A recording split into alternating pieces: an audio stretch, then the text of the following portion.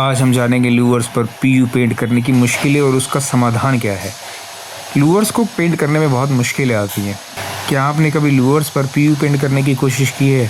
अगर हाँ, तो आपको पता होगा कि कितना ज़्यादा टाइम लेने वाला ये प्रोसेस है और कितनी सरदर्दी भरा काम ये हो सकता है।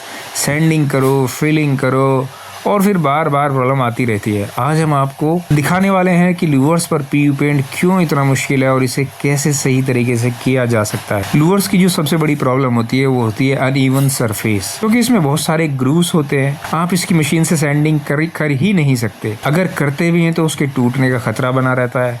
बहुत मुश्किल से आप इसकी सैंडिंग कर पाते हैं। ज़्यादातर सैंडिंग आपको हाथ से करनी पड़ती है। जो उभरी हुई सतह है, ज़्यादा से ज़्यादा आप उसके ऊपर थोड़ी बहुत सैंडिंग मशीन से कर सकते हैं। और जब आपको लूवर्स के अंदर गहराइयों में हाथ से सैंडिंग करनी पड़ती है तो आप ये समझ लीजिए कि आपकी मेहनत डबल हो गई है।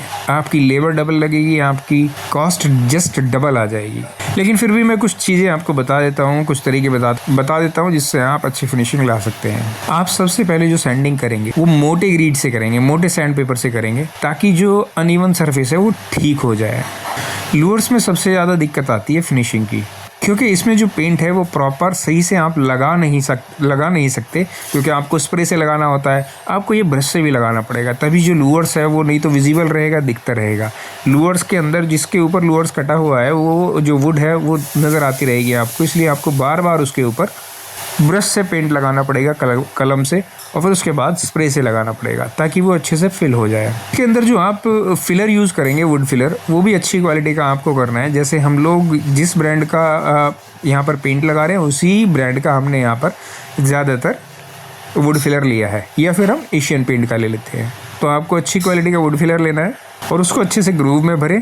लेकिन इसका भी आपको बहुत ज़्यादा फ़ायदा नहीं होगा, क्योंकि जब आप सैंडिंग करेंगे तो ये बाहर निकल जाएगा और फिर से जो हरा बोर्ड है, यहाँ पर हमने हरे बोर्ड यानी HDHMR पर किया है, वो आपको विजिबल हो जाएगा, दिखने लगेगा। इसीलिए मैंने आपको बोला था कि आपको कलम से भी लगाना पड़ेगा।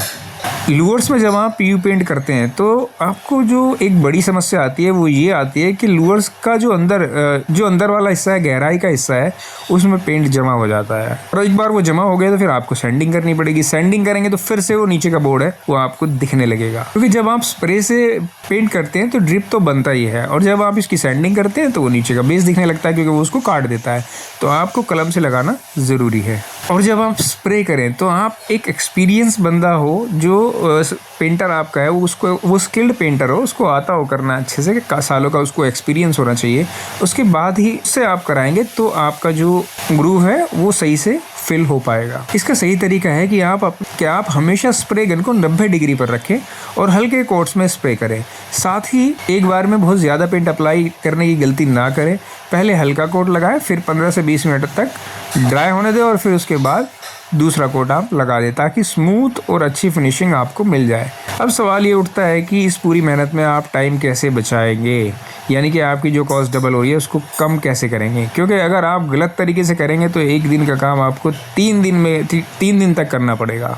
और मैं आपको ये बता दूं कि ग्रूव्स में पेंटिंग करना, सैंडिंग करना, ये सब टाइम टेकिंग प्रोसेस है। आप इसका कोई शॉर्टकट ले ही नहीं सकते, तो आपका जो कॉस्टिंग आएगा इसमें डबल ही आने वाला है। लेकिन फिर भी आप पहले से सैंडिंग अच्छे से कर लेंगे तो आपको बाद में दिक्कत नहीं आएगी।